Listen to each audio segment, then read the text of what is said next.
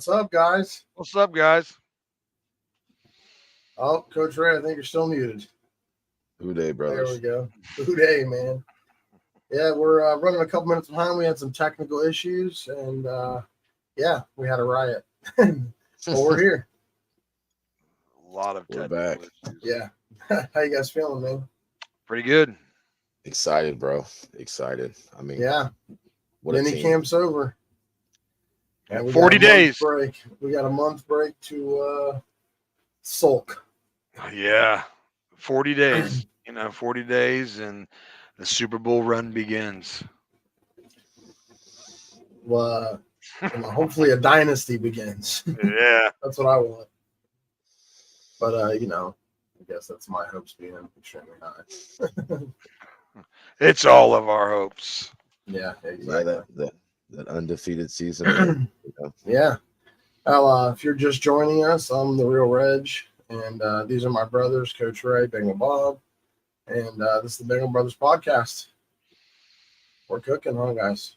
Yeah, we are. About Cooking. 20 minutes ago, we were sweating because we were Man. trying to work out some technical issues. I was losing my shit there for a minute. Yeah. But you know what? Yeah. We're made it happen. You sound like you're in a 1940s radio studio, but dude, Hey, let's we're go. But Yeah, we got a lot to tired. talk about tonight. I mean, even though mini camp's over, we got a month break, and there's been not a whole lot that seems like it's going on. There's been actually a lot going on, and we want to get on here and go through some of it, and I'm excited, guys. I am too.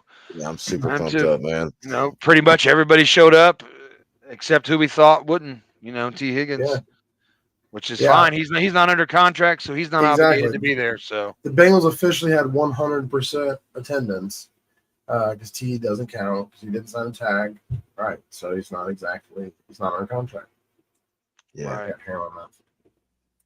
So I mean, honestly, it was nice that Chase was out there, and I'm sure we'll talk a little bit more about that. He didn't do team or individual or anything like that, but yeah, I mean, just seeing images of all the guys and the few clips that we have out there is just feels good. Yeah. Yeah. I mean, it feels good to them too to be back out there. You could tell, man, some of them were eager. They got out there early, I mean, didn't want to leave, didn't want to go home. So I mean, that's what you want to see, man. Yeah. Yeah. Yeah. I mean, things feel like better than normal. I think. I mean, I know it is knock just on wood. it is just Knock on wood. mandatory mini camp, but it sounds like a lot of guys showed up in shape. A lot of guys have taken care of their bodies, and they're obviously being cautious with Joe, and as they should. But I feel like Joe's kind of matured a little bit since the last time we seen him. Now he's not, trying to push himself and, prove to everybody that the man he, wants everybody, to see that he is. He's being pretty smart about the situation, Yeah, I couldn't agree more. And I'm sorry, but I kind of think like Zach Taylor's kind of, put his foot down a little bit when it comes to some shit and like, hey, Joe, this is how it is, buddy. When I say go. So yeah, we're gonna have a nice little stretch at some point where I'm gonna rant about Zach Taylor in a good way. So yeah. I'm sure that's coming. But no, dude, I completely agree, and I think that I just think that you don't know how teams and players are gonna grow. You don't know as an individual how you're gonna grow. You don't know who you're gonna be 5 years from now, 10 years from now. You can put yourself on a trajectory, and that's something that this franchise with Zach and Duke and Joe being a part of the conversation have had this franchise moving in a direction, and we've had some peaks and valleys over the past 3 or 4 years. The peaks have been the Super Bowl. So that you keep things relative. The valleys have been some injuries. This team, this roster, the guys, the 80 guys that are on this team right now, a month from now are gonna. I mean, this is a tough roster to make, and this is honestly one of the deeper rosters out there in the league, and it's exciting time. You know what I mean? It's exciting time. It is, man. And mini camp has been, I mean, like you said, the few clips that we do have that's out there. I mean, there's just as many stories that's going around right now, and some battles and the competition that's going on right now, and some of the in the locker room is absolutely great, man. You know, Yeah. battle between Newton and Dax there at the CB position. I mean, I tell you, it was heating up, man. It was heating I'm up. I'm glad you bring that up, Coach Ray, because I think that's going to be one of the most awesome battles and competitions to watch in training camp is the secondary. I mean, Yeah. I think that's going to be a hell of a battle to find out, who's going to play opposite of Cam Taylor.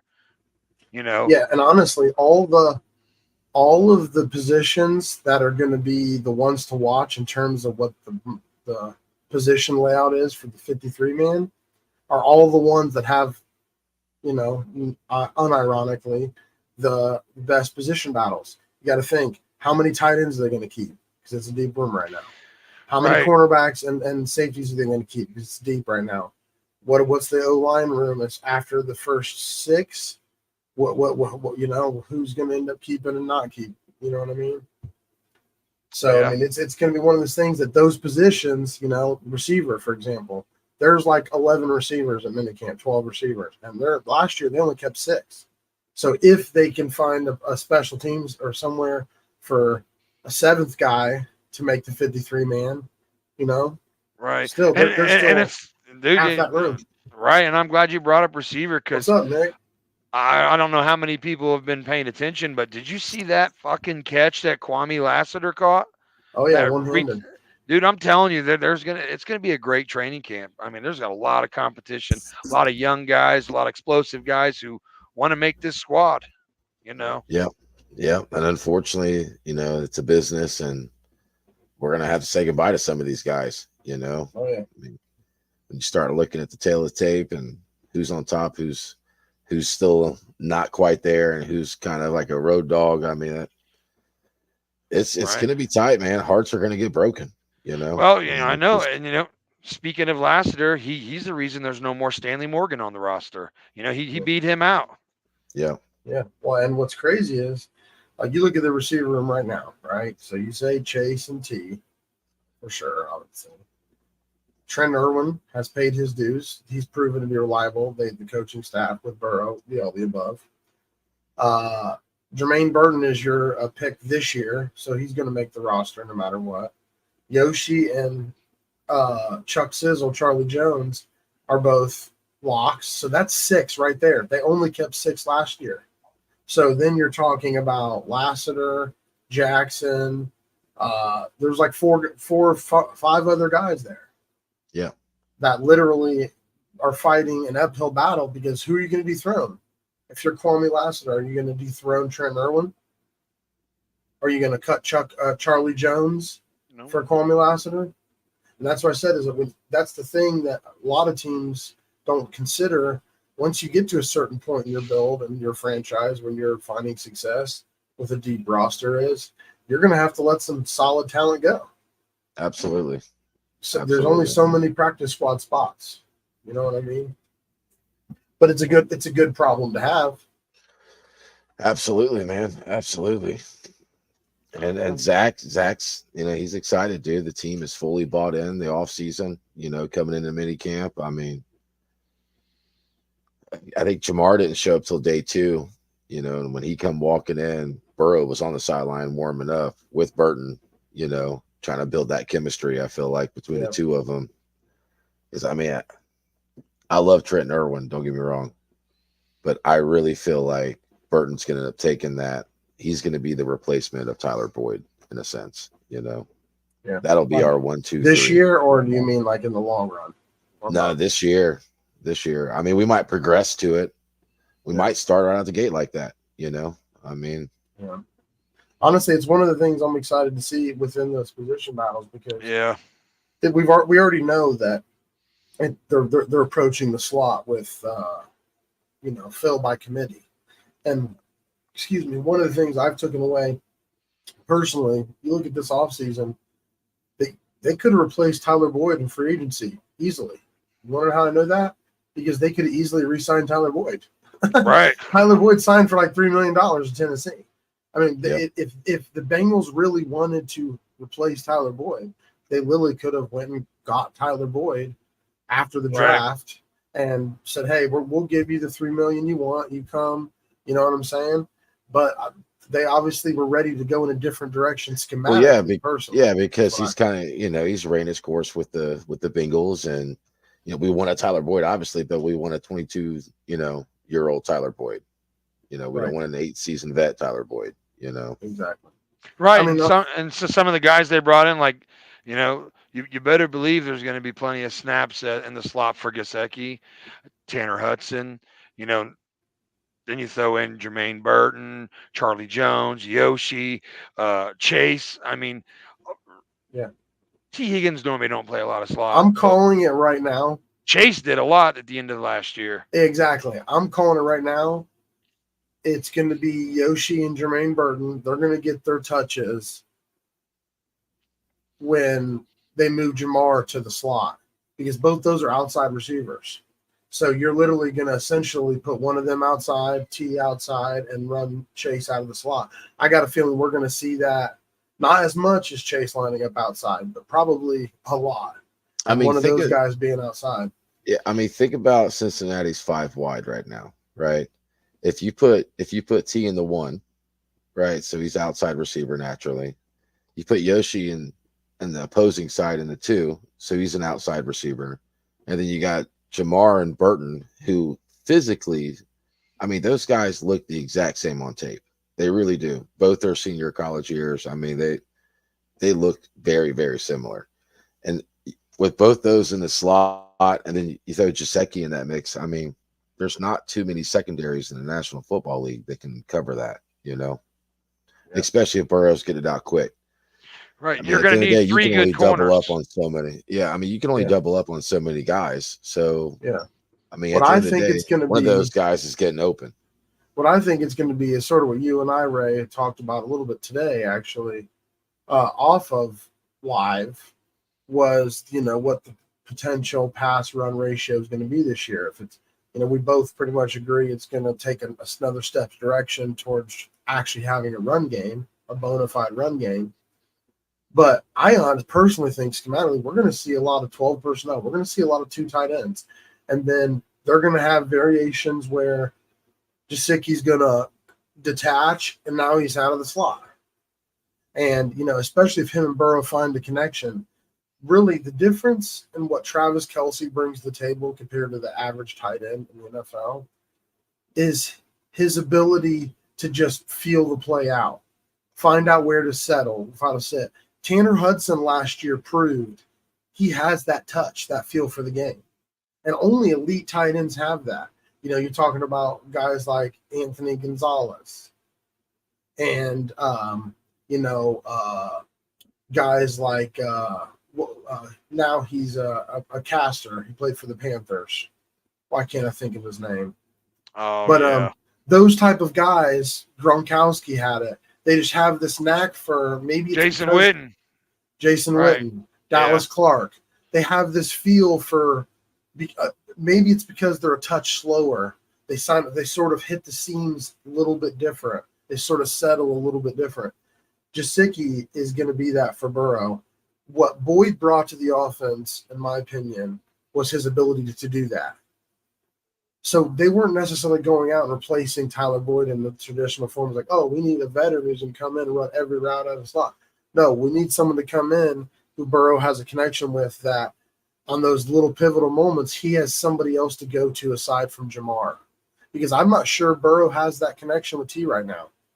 T, even though he made some plays down the stretch he's been injured a lot. T just, week 1 against Cleveland, like I know that seems like ages ago. Like he dropped a lot of pivotal balls, which is why I think Burrow continued to lean on Boyd as that, hey, if I need a play, it's going to be Boyd who's going to settle in. I think that's going to be Gesicki's role in this offense.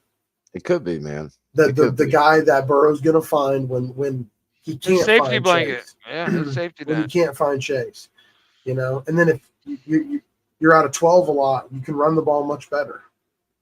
And they've been running a lot of 12, showing a lot of 12 in camp. That's been some of the headlines too. Is like I talked about a few minutes ago about the shape that they said some of these guys have shown up in. Chase Brown's another one that's been brought up a lot. That's could be a good He's been position. brought up a lot on how explosive he looks. And Yeah. like I told you, Reg, the other day. It's been a long time since the Bengals have had a running back. I mean, I know there's a lot of Mixon fans out there, but he just wasn't that way. To where every 4 or 5 carries, a motherfucker's ripping off 20+ yard runs, and we may have that in Chase Brown. Yeah. Which adds a whole new element to this high-powered offense.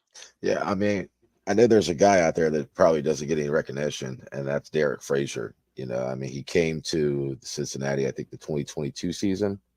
I think from Wyoming. I think he was an O-line coach there in Wyoming before he came to Cincinnati. And I think he's played a big role in that progression of Volson and a couple other offensive linemen last season.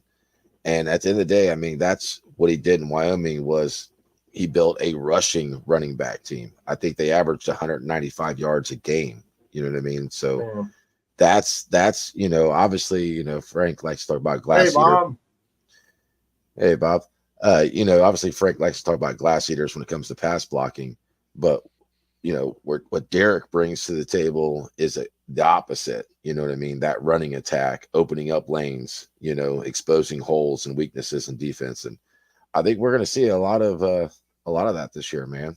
I mean, he was doing something right, dude. Yeah. I mean, you're averaging 195 yards a game rushing. I think a nice balance would be 60-40. I'd be happy with a 60-40 balance of this offense. I think we'd be next to unstoppable.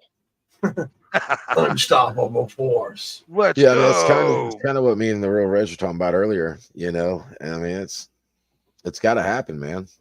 I mean, I truly believe, dude, they learned on the backstretch last year. They figured out how to scheme run calls into this offensive system. It's a living, breathing thing that they've had going now for 3 or 4 years, and it's changing and evolving. And without Burrow, they learned how to win without Burrow and how to run the ball. And I think we're going to see that this year. Yeah. Even if Pitcher wasn't taking over as offensive coordinator, I feel like we would have saw changes. Which has kind of been a headline because, they don't really explain the extent of that. But, either it's just going to be through camp, that Pitcher's going to be mainly running the offense and calling the plays, or Zach may be stepping back, period, from that, and Pitcher's going to be a traditional offensive coordinator this season and, calling the plays. He's going to be the voice in Burrow's ear, not Zach Taylor, which could make us a better team because Zach's able to coach the whole team instead of, game days. He's basically just coaching the offense. I agree with that, but that's kind of what. Oh, go ahead, Reggie. Go ahead. No, go ahead. I was gonna say that's what me and Reg were talking about earlier, Bingo Bob, was that under the Marvin era, Marvin was so focused on the defense of side of things that the offense of side of ball kind of fell wayside, and we're kind of seeing the same thing with Zach. He's been so involved in the offense, and when you're involved like that, and you're basically the offense coordinator. You're getting all these phone calls from all these other assistants, and you're operating that on top of getting all the phone calls from management, sponsors, whatever. Right. Well, the big thing is he don't get a chance to sit in defensive meetings when he's consumed with the offense. Well, I mean, there's a lot of meetings that I'm sure he misses overall, and it'll be better for him. I feel like they're all like growing, and that's what we're seeing. Like people have been talking about Joe's bigger and Jamar's bigger. They're not kids anymore. This is what Jamar's 4th year now in. So, I mean, we've watched them turn into men in a sense, and it's time for them to play like men. I mean, this is the year, And I think what comes along with that is the mental aspect too, which Burrow talked about. Like, hey, we've talked about it. If you will listen to season 1 of the Bengals podcast, we talked a lot about how the previous year, the Super Bowl year as well, Burrow, he was taking a beating because of a bad offensive line, but he was also going full frontal diving, acting like Superman, and coming off of the ACL surgery. And I mean, it's one of those things where a lot of those sacks were his fault. And we've talked about that. A lot of people know that. But the reality is, at some point, you have to keep mentally maturing. And I think the coaching staff has. I think our elite players have. It's one of those things where I think Burrow has taken another step mentally, which is, I don't want to say it's what he's needed because I think he's always been there mentally, but it's almost like now he realizes he made the immortality comment that it's like now he realizes like, oh man, I really am going to be here for the next 10 to 15 years. I really am going to be, potentially competing for Super Bowls my whole career. You know what I mean? Right. Well, one thing that I kind of sense with this whole team, especially the coaching staff, is there's a big sense of urgency to get a fast start. You know what I mean? Like not to cut you off, Bob. I would, yeah, the Bengal Brothers podcast on YouTube. I think there's more of a sense of urgency with Zach and the coaching staff because this shit was starting 0-2 and 1-3. This schedule is set up nicely for us. Yeah. So I think there is a lot of urgency here. We need to start fast. We need to protect Burrow during mini camp and training camp. Don't let him push himself. We want him, week 1 opening day to be himself, not a stick figure, not some, let's go. Yeah. Yeah, I mean that's kind of we were talking earlier, man. I mean that's kind of the importance of establishing a running identity. That's not your entire identity. But no, everybody knows what our identity is. We have to come in and make people respect our run game because if not, Burrow's going to be literally running for his life the whole entire game. And that's what we've kind of witnessed the last 2 years. Well, we've got some additions to the offensive line. We've got some additions now. I don't know if he's going to be running for his life that much. We hope not. Well, one of the things we've talked about a lot, though, both on the podcast and off, it's how this team is geared towards being in a passing, high-flying offense. And most of the resources that we've put the past 3 years have been towards that direction. The reason we went after Trent Brown, that's because he was arguably the best solo pass set offensive tackle in football last year. I think when you look at the raw data, and it's the reason we went after Orlando Brown. Right. Orlando Brown Jr. has never been a Pro Bowler like was for 4 straight years because of his run blocking. It was because he was good on an island. And the reality is, you have to figure out how to, at the end of the day, to be an elite team, you got to make those few plays a game better than they do. As cliche as that sounds. It's a 3rd and 11 in the third quarter, and you really need to keep this drive alive to at least get a field goal because you're down a touchdown to the Chiefs or whoever. Situational football, man. Look at week 17. It was week 14, the Bengals and Chiefs, the year we went to the Super Bowl. It was the first time we played them. We beat them 27-24, I'm pretty sure. 3 straight games, only a 3-point difference. And there was like a 3rd and 17 or something in that game that Burrow hit Chase on the back shoulder. That's the type of play that for 3 or 4 years going to the playoffs with Andy Dalton, AJ Green, we weren't making those kinds of plays. No, the other team was making those plays. Exactly. The other team was. But that's been the difference in Burrow that I think all this outside narrative that people have about Joe that haven't really watched tape on Joe in context, and they have this mentality. It's like, oh, well, the defense played better in the stretch to the playoffs. The defense had, 7 turnovers in 3 games or whatever the stat was. The reality was all those plays that guys like Patrick Mahomes gets credit for and Josh Allen gets credit for, that they make in those moments to put your team, to give them another first down, to end up scoring a touchdown, Burrow has consistently made his whole career in primetime and in the playoffs. And that's the difference. That's the only difference. And that's why, like right now, the biggest step this team could have took was taking another step back and seeing the bigger picture even more. And I think that's what they've done with Burrow. I don't think Chase not doing individuals and team was Chase at all. I think that was the coaching staff. And then Zach said in this conference, hey, there's no reason to go full throttle your first practice back.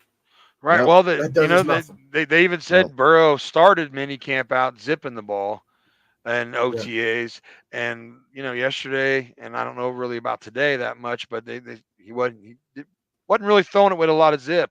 He was making the throws, but like no sense of pushing it. I don't think Joe was there. I don't think Joe was there today. I think he went ahead and started his summer break there. Did he? Well, yesterday they said he wasn't really zipping the ball, Yeah. which is probably the coaching staff. Hey, don't push it, man. Yeah. Let's go. Yeah, I mean, and I think they're all pretty much in agreement with that. You know what I mean? And that's the thing is like they're the best saying for right now to describe this team's thoughts and Joe Burrow and Chase and T and all of them to address all the headlines is you can't win the Super Bowl right now, no matter what. No matter what, right now, ain't winning you it cannot right win now. the Super Bowl. But guess what? You can lose the Super Bowl. You could have lost the Super Bowl today, the last day of minicamp before you go on a month break. Burrow's out there going hard. Chase is running hard. And you're just trying to make plays in a meaningless practice and minicamp. And they're about to restructure the whole offseason. And we've seen it The entire before. offseason is about to get restructured. Everybody remembers AJ Green, Yep. Welcome Stadium. 100%. Just for a In family Dayton. day practice in Dayton. Mhm. And fucking, come on. Yeah. The Bengals kind of have that Wow. type of luck. They have since I've been a kid. And hopefully this is just another one of the many things that they're just they're doing different that we should have done different in the past. Right. You know But what like I mean? said, one of the biggest things that I've taken from this mini camp and the OTAs is it really sounds like guys are all in. Like I said, guys showing up in great shape. Another guy that was been mentioned a lot is Jermaine Pratt. Is Jermaine Pratt finally going to make himself a household name and be considered one of the best linebackers of football? Because at this point, he hasn't really lived up to his potential. He whined and whined about wanting to stay on the field and all this other shit. The Bengals gave him a deal. As far as I'm concerned, Logan Wilson's outplayed Jermaine Pratt. Every year that Logan Wilson's been in the league. But they said that Pratt showed up in the best shape he's ever showed up in. So let's see, man. I mean, let's see this team come together, and it sounds like they're all in. I mean, let's do this shit all the way to Louisiana. All the way.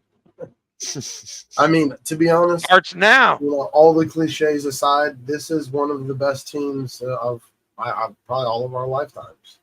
Oh, absolutely. For sure. Right now, we're at a point where where just literally 5 years ago, if you'd have said you're going to go to a Super Bowl, you're going to be, perennial playoff team. If you win the division, you're going to be going for the 1 seed most years. You're going to be one of the teams that, for a stretch of period, is competing for what matters the most at the biggest moments.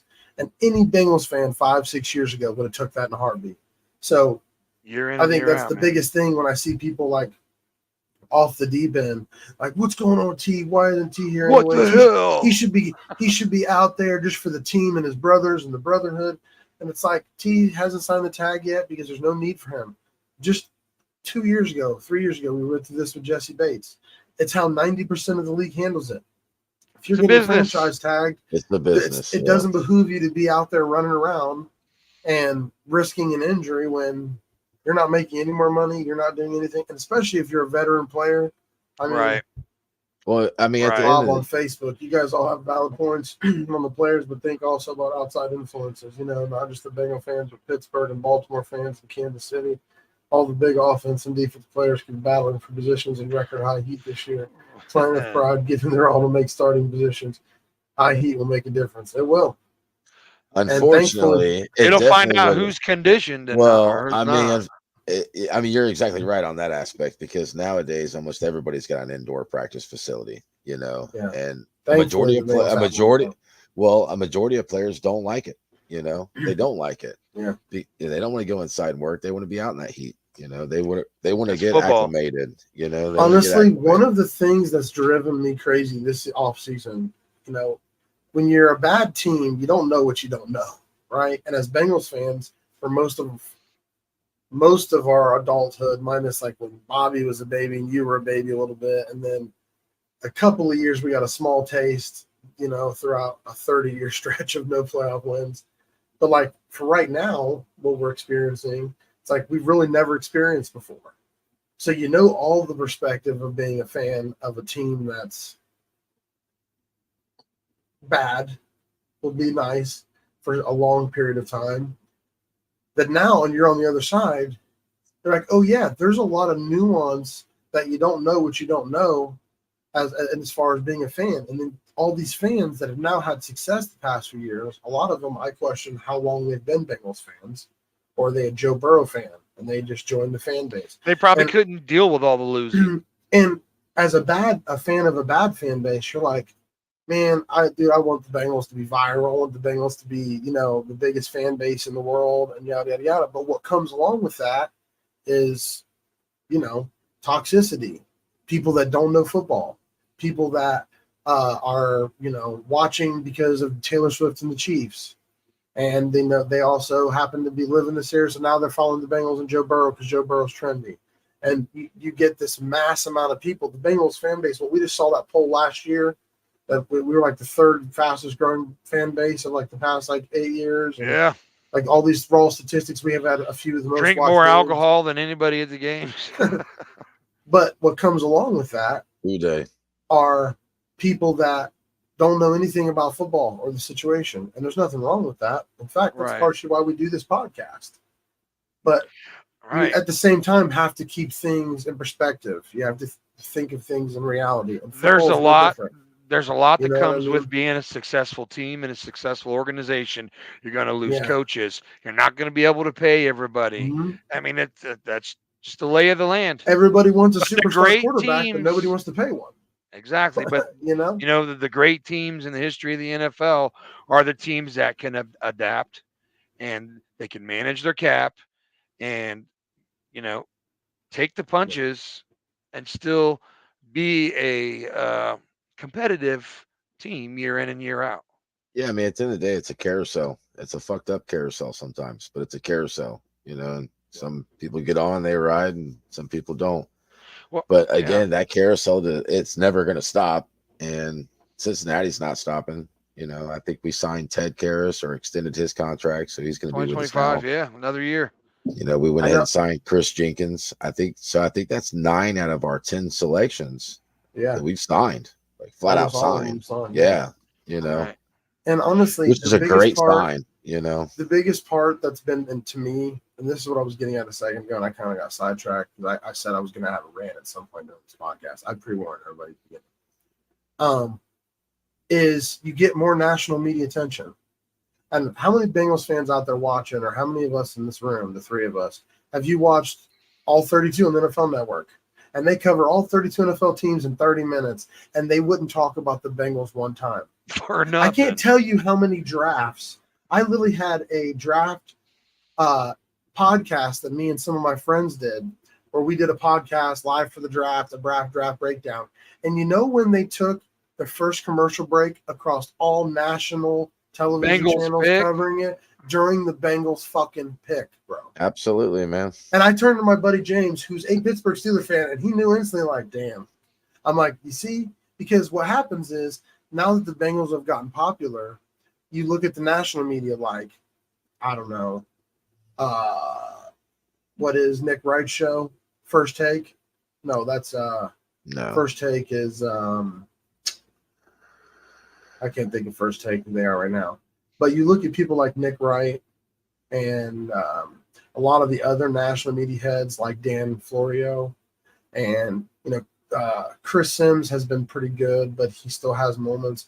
And Florio is so bad about making these national media clickbait. Like the Bengals star receivers are disgruntled, their lead pass rushers disgruntled. And it's like these people are fighting to get out of Cincinnati. The same people who 3 years ago were saying, you're never going to pay Joe Burrow. And then once you pay Joe Burrow, I hope you're ready. You're going to have to deal with being frugal, making hard decisions with other people, blah, blah. Well, guess what? We paid Joe Burrow. We're making those hard decisions. And instead of them being like, hey, well, you guys are dealing with it. It's like everybody's disgruntled. The world's on fire. The Bengals suck. Mm-hmm. Joe Burrow's injury. Count us out. Like instead of looking at this team and being like, they are still a Super Bowl caliber roster, And anything, Joe Burrow is, I- I'm not going to say it, but I don't want to say the words, but this offseason went pretty well and his recovery is going well. You know what I mean? right. And it's just, it's one of those things where it's like T's not even under contract. None of the veterans around the league are showing up, but T Higgins disgruntled, even though he's already said that he's going to play this year. They're making a big deal about Jamar Chase not practicing when he's Not showed up. break for a month. He Well, hasn't showed up since his rookie year. even Trey Hendrickson, they made a big deal about Trey Hendrickson. Guess who was there during voluntary workouts? Trey Hendrickson. Yeah. So if the motherfucker wanted out of town, he wouldn't have showed up until mandatory minicamp. Yeah. The Bears get that treatment too.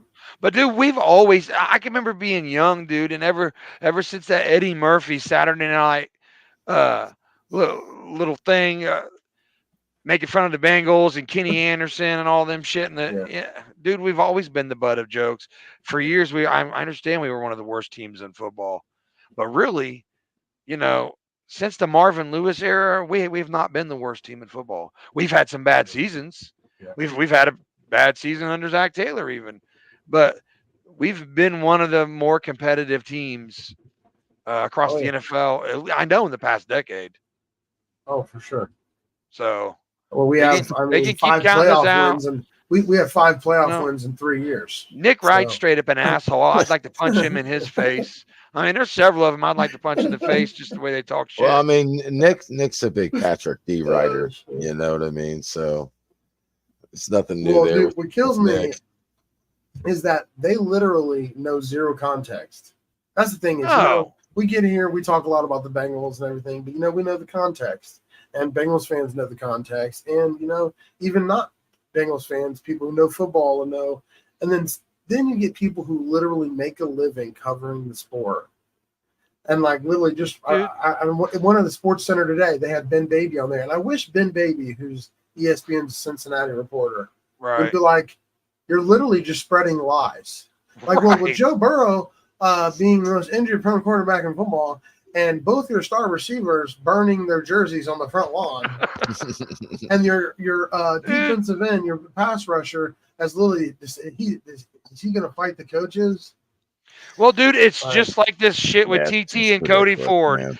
By now, everybody in Bengals country knows the shit that's going on with TT and Cody Ford. They broke up.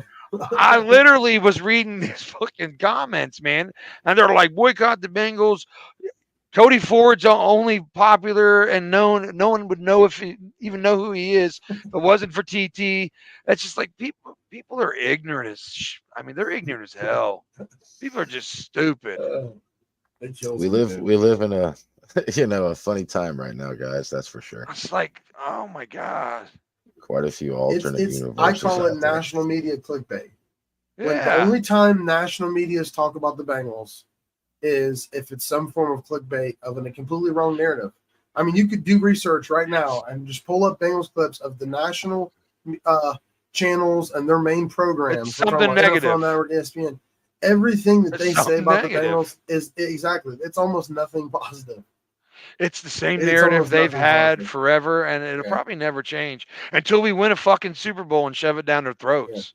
Yeah. I mean, it ain't going to change till then. The same dickweeds are going to say the same stupid stuff. I mean, Bengals fans are used to it, which is fine. I'd rather be counted out. Yeah. This went off the rails quick, but you know what? It is what it is, bro. Yeah, it did. That's because there's been a lot of shit talk lately online. There's been a lot of it. That's not going to stop, bro. That's going to go all the way through the preseason. And we haven't been alive until after week 2. And the Cincinnati Bengals were 2-0, and we done smacked fucking the Chiefs again in their house. You know what I mean? Then people might calm down a little bit. Then Nick Wright might calm down a little bit. Nick Wright would be swinging on Burrow's sack then. It's like Josh Allen's a turnover machine. I told you. Oh, it's just great. the way of the land there, man. Boys, I can't wait. Well, the thing is, you can't just have 1 or 2 good years of winning. Think about how much coverage the Patriots got back, and they dominated. Tom Brady. There has to be some consistent winning. Listen to Bob breaking out the shit. You're right. He's like Tom's 2007 stats. Again, I mean, he's right. I mean, there's the lack of consistency. I mean, Yeah. the Bengals that showed up in Baltimore and smacked Baltimore in the mouth 42-19. You Yeah. know, where's that attitude at? Well, the That's the reality is when the attitude. Well, Bengals that's are the healthy, they're attitude. consistent. When Well, when Burrow's healthy, they're that's not. not true. That's not a true statement, man. Because at the end of the day, we've still had plenty of games where we struggled to pick up first downs, and everybody was healthy. And you Yeah. could point your finger at Burrow. You could point your finger Yeah. where he dropped the ball, and Play Burrow calling, missed the everything. read. Everybody's to You can blame. literally blame everything. But where that's that attitude that we had when we went to the Ratbirds, where it wasn't we're going to take whatever they give us. We're going to go in there. We're going to take fucking everything they own. Yeah. That's the mentality that we need to come out starting this season with. It doesn't matter who it is, where we are. We're taking fucking everything you got, bro. I You know think what we're I mean? going to this year. And if we play with that kind of mentality, dude, again, dude, there's not a lot of secondaries out there that can match our offensive talent at the receiver core. And if Derek Frazier keeps working his ass off on our O line, Chase Brown's going to have a great fucking year. Moss is going to have a great year. You know what I mean? We've got 40 summer One days thing's until for training sure. camp. Pollock, this is probably Frank Pollock's last year. It's a make or his break. last opportunity. Yeah, it is. And you know how Cincinnati is. We like to promote within. Derek Frazier can maybe well step in that position and take that job from him. To finish up a rundown of position battles, we talked a little bit about corners and the Dax Hill and all that. And we've touched on a couple other ones. Dax Hill runs a 4.3. What? But no, honestly, this is a huge year for Dax Hill, dude. Like, absolutely, he's a first round pick. This is his third year. He's moved the corner, switched positions. Right. Yeah. I mean, he's literally either gonna take a step and get the majority of the playing time over DJ Turner, or honestly, he's going to be a bubble player next year and potentially being traded or not practice making squad. Man. Yeah, right. And unfortunately, man, I just don't see that being the case. I know I don't. I'm not saying because he's from Michigan. I knew that was coming because he's from Michigan. But the fact of the matter is, brother, he can play all four positions in that secondary. But can he play all four of them? Only at elite level. Hold on. That's the problem. Hold on. He runs a 4.3. Right. Okay. We don't have anybody else, bro. I'm telling you right now, you can take them all. Turner Jr., Cam Britt, you can name them all off, and you can ask each one of them. Dax Hill's skill set and speed and knowledge of the game, right? Dax Hill's not going anywhere for a long time, bro. If you go buy you a jersey, I would go buy you a jersey. But what matters is probably going to go in-game instincts. In-game instincts is what's matter. I don't care how good his hands are or how fast he is. Yeah. If he can't play the position the right way with the right instincts, then he's fucking worthless. Honestly, again, I'm on record. Buy his jersey, bro, because Dax ain't going anywhere. Turner is not going to beat Dax. Dax Hill is the future Mike Hilton in this defense. I think this is the first step in him because Mike Hilton's getting older. That's where corners go to die. Pivotal role and the slot for. That's where corners go to die. Well, right now that corner that's going to die is actually lining up across from our number one, Jamar Chase. No, I'm just saying. That's a compliment. Like, I think Dax is the future Mike Hilton for this defense. I hope he's not because Jamar Chase needs better competition in practice. So Dax Hill. Dax God damn, dude. No, dude, I'm telling you right now, bro. It's good competition for Dax. No. Chase. Actually, sure. Chase had quite a few positive comments to say about Dax and his physicality and his speed. For sure. Because Dax he's not a little 5'10". He's like 6 foot. You know what I mean? I know, dude. 90. He runs a 4.3. So Jamar's but would you like him this much if he came from Idaho? If he came from Ohio State, Ray'd be like, he's gone. Get him out of there. Dude, he's trash. Get him the fuck out. That's not true. He sounds like Gavin. Oh my god. He's trash. I'm just letting you know, man. Dax Hill and is going to be on the opposite side of CB Brett, man, for sure. And we'll see. Good luck. It's going to be a good battle. I'm going to wish the receiver first good luck, bro. He's been starting with the ones. It's going to be a good competition. I want all of that to come true. I want all of that to come true. I just want us to be the best that we could be at every position, and let's go with it. I'm just saying, whoever wins the jobs. My point is, he's a first-round pick. DJ Turner, is like a third round, fourth round pick. Fourth round pick. Fourth round pick. And DJ got a lot of reps last year in games playing, and Absolutely. he proved he has closing speed. He, all that. Dax is a better athlete. I agree. Is more knowledgeable, been in the system longer, and he's a first-round pick, which does matter. The reality is, this is his third year. Next year's last year was rookie deal. If he doesn't beat out DJ Turner to be the sole CB2 on this roster, next year's a big year for him next offseason. On the bubble. Got to prove that he's going to be on the bubble. Now, I hope the opposite side. The bubble. He will not be on the bubble, bro. I'm just letting you know. Where he becomes the starting CB2 at a Pro Bowl corner. Or he's a Pro Bowl slot corner like Mike Hilton and transitions inside. You know what I mean? Or he's a great scout team player. I mean, at the end of the day, man, like he's not just a regular corner. He's not just a regular safety. Yeah. He was moved around much on Michigan's. He's moved a corner because he can't play safety at an elite level. No, that's not true. Here's the problem. Safety, why else would they bring back? Why else would they sign? Okay, I'm just letting you know, bro. There's a reason why they brought in Geno Stone. There's a reason why they brought back Von Bell. Is because Dax Hill has not cut it at safety, so they've made him switch to corner and see how he does there. I have a response for that. That's the truth. Lou seen something last year. Don't blow your ham radio, Bobby. Lou's seen something last year in Dax, right? Yeah, he's seen something. That's why he's wanting to move Dax. Von Bell's back with us, boys, to get a Super Bowl championship and to bring his wisdom to our new safeties like Geno Stone and to lay some wisdom down with Mike Hilton's help. Like that culture that Von Bell and Mike Hilton have it in that. Dude, you can't – any coach can sit there and talk till he's blue in the face. But when your brother looks at you and says something, it's different. That's why we brought Von Bell back. But see, I completely agree with everything you just said. And to be honest, I think that if they kept Dax at safety, Von's only on a one-year deal. He's probably going to retire Bengal at this point. And they brought Geno Stone over, who's going to be a safety for us for at least, 3 years. So, Bobby, your sound's not on. You might have muted. Yeah. And but you got to think, last year, a veteran, they brought in a veteran safety in free agency. And by week 7 or 8, Jordan Battle, a 4-year starter from Alabama, had already beat him out.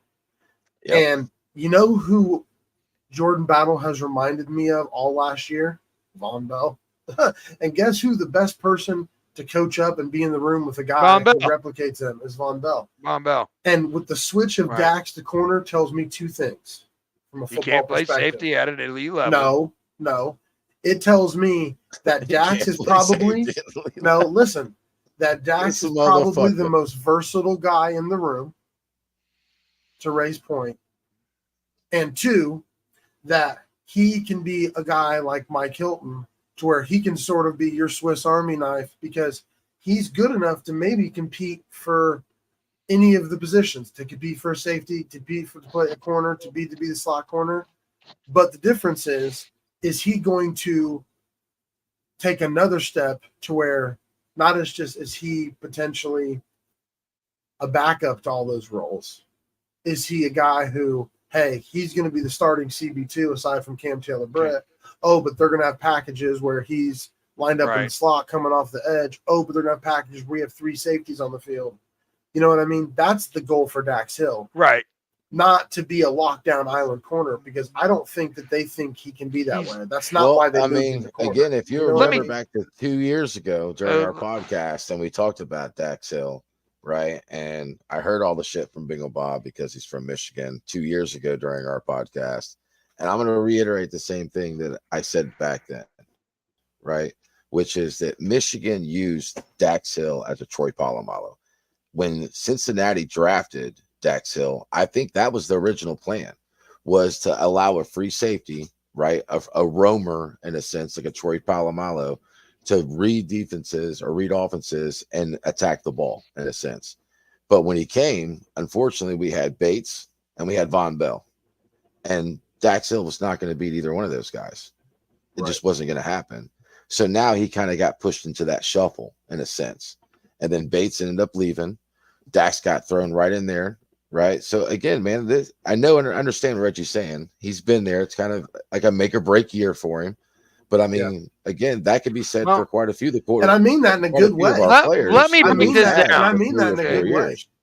let me break this down for you. They drafted Dax Hill to replace Jesse Bates. That was the whole reason he was drafted. See, and I don't believe When that, man. Jesse Bates leaves, Dax Hill takes over. Guess what? We allowed more explosive plays than almost anybody in fucking football. On a regular, Dax was making mistakes, letting the offenses getting receivers get behind his ass. He just wasn't cutting it. It's plain and simple. That's why they went So you're talking and about got Geno Stone. Turner right That's there, why or you're they talking brought about back Von Wentz? Bell, because we were horrible at safety. And guess what? If you can't play safety for you because he is an athlete, he does have ball skills, he does have some speed. They're trying him a corner. But if he doesn't cut it a corner, Dax Hill will not be on this team much longer. I guarantee that. Sounds like we got a bet coming. Hey, I'm cool with it. Because I'm telling you, he's trash at safety, dude. Trash. That's why he's not at safety no more. He's being tried out of corner. And I hate to tell you Again, that. I mean, It no, ain't got that's shit your to do with opinion, bro. Michigan. It ain't got shit to do with Michigan. He was supposed to replace Bates, and guess what? He couldn't cut it. I think that's probably your opinion. Look at the explosive plays. I don't think that's a fact. See, I think it's a mix of the numbers don't lie. Not to bro, be the I've younger seen sibling. Jesse Bates get beat numerous times. I've Yeah, seen but Von Jesse Bell Bates get is beat twice the numerous safety. times, bro. Like, Dude, I mean, when you talk I'm about he telling got you, beat dude. all the time, he's a safety trash. Like, okay, But honestly, Jesse the Bates is problem one of the last best year, safeties in football. Dax Hill's probably bottom 10.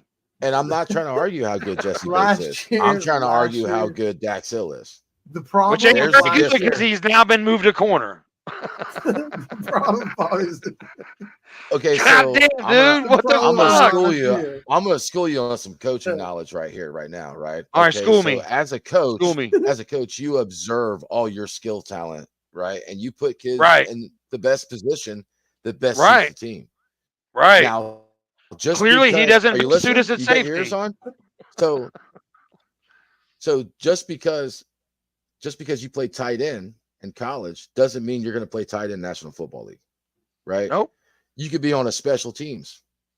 Right. Just because you played wide receiver in high school and college Don't doesn't mean you are in you're going to be a wide pros. receiver in the National Football League. No. The team might No. use you in a better position and might be best what's for the team. So again, them just moving Dax to corner, it's not a demotion. That's how you're looking at it.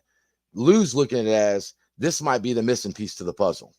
That's how Lou's looking at it, right? Yeah, find it. You can shit on Lou's Wheaties all you want, but Lou is a great defensive coordinator, and if he's moving Dax to that position, there's a reason for it. So because he whether can't that's play showing safety. whether that's showing new schemes, new tactics, like to Reggie's point about moving him, Right. he could be an edge rusher. He can fake, you know what I mean? Because he runs a 4-3, bro. He I can know. run So up and listen press to a yourself slot what you're and then saying. blitz after the quarterback. That's what I'm saying. You Clearly- don't know what the Lou the Madman has in mind. You're looking at this. I know he's strictly as not a having him at demotion, safety in mind. and it's not a demotion. Okay. Moving Well, from he was safety drafted to to be a corner, safety, it's and now he's a not allowed to be demotion. safety no more. So I think he's Okay. demoted. He's going to end up being the 5-player So- rule. You know, he's going to get his 5 plays. Then he's going to be back to the sideline, dude. Bro. Reggie, I'm spacing on the He's name. going to get What's the 5 tight end plays. for 49ers? What's the tight end's name for the 49ers? George Kittle. What was George Kittle drafted as? What did George Kittle play in high school and college? It sure as fuck wasn't tight end, bro. Yeah. It wasn't tight end.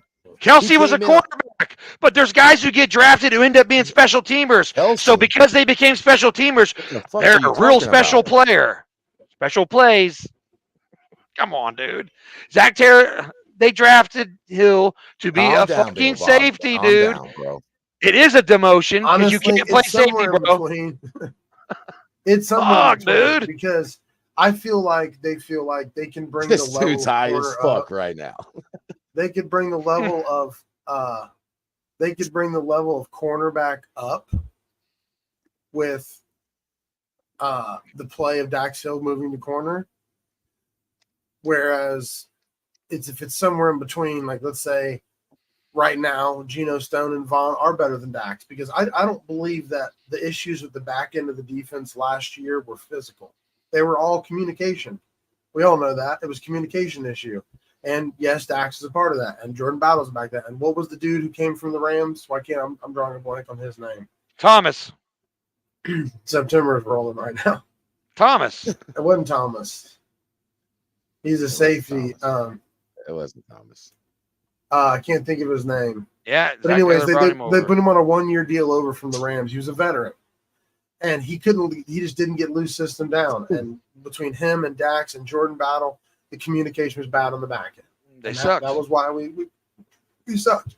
So that was the big reason they brought Von Bell back, was A, for the leadership, and B, because he knows this defense to be able to communicate it. And Geno Stone, who a 3-year deal, 4-year deal for Geno, they plan on Geno being around for a little bit. Yeah. You know, I think it's somewhere in between. Because he's proven at that position. I just think that it's somewhere in between.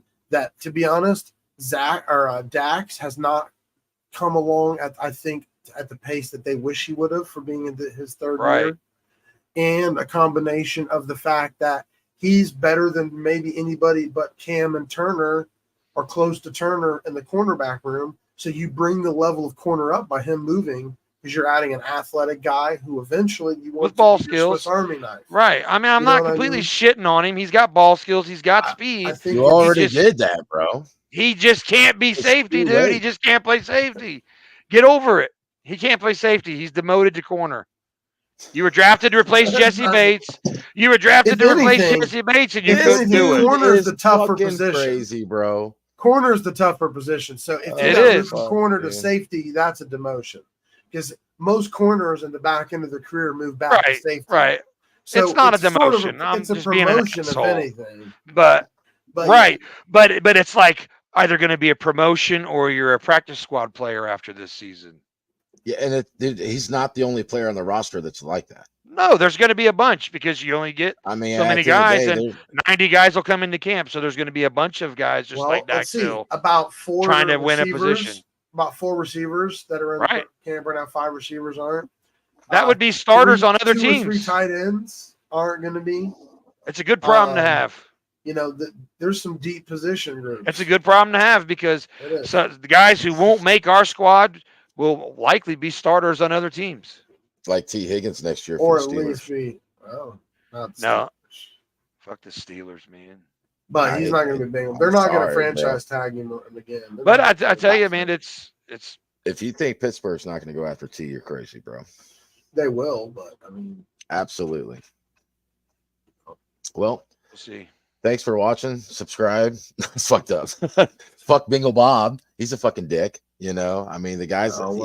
He talks about these fans and their comments and they're hating, dude. What the fuck did you just do?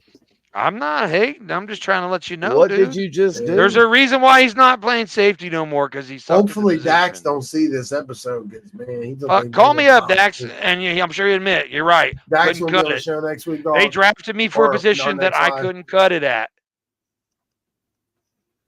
Yeah. Maybe he'll end up being a gunner on special teams. I'm going to go ahead and give you the surprise of the camp. You ready for this? Yeah, let's hear it. Surprise coming out of camp, start this year.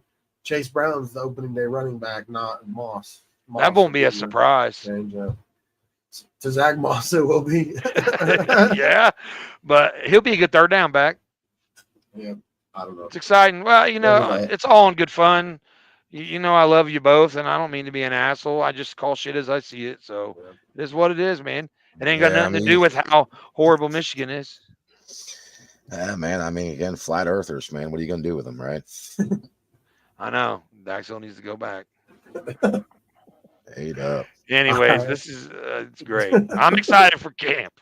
I can't wait. I'm really excited for. I'm really excited for camp. So end this on a positive note. Okay, let's recap this. Don't read the national media headlines, because they're just lying to you. Bad narrative. The national media narrative is negative. Always. We've established that we hate Nick Wright. That Nick Wright is, prick. Yeah. That Mike Florio makes clickbait. That Aaron Rodgers is going to beat Florio's ass for what he said this week. That there's not an issue with T. I promise he's going to be there. When the season comes, he's going to be playing week 1. He'd be an idiot not to. Chase is fine. He's just, being a veteran. Guys around the league are doing the exact same thing. Don't take the bait. Burrow's fine. He's still in the recovery.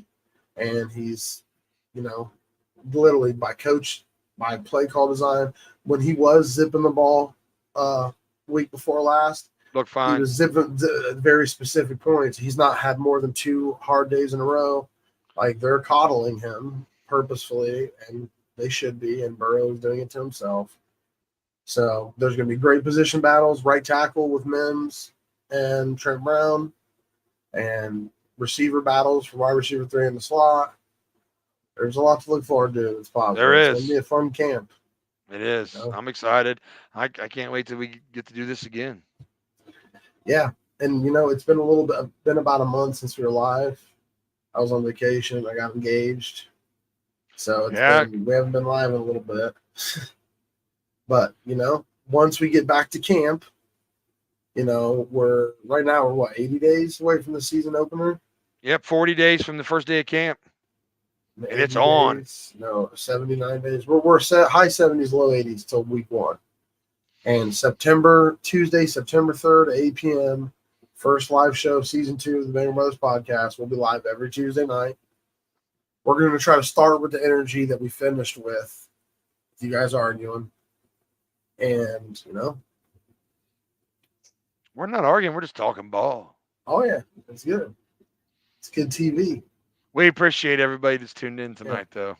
Big time. Yeah. Yep. Click the like button, subscribe. It's free. Yeah. Yeah.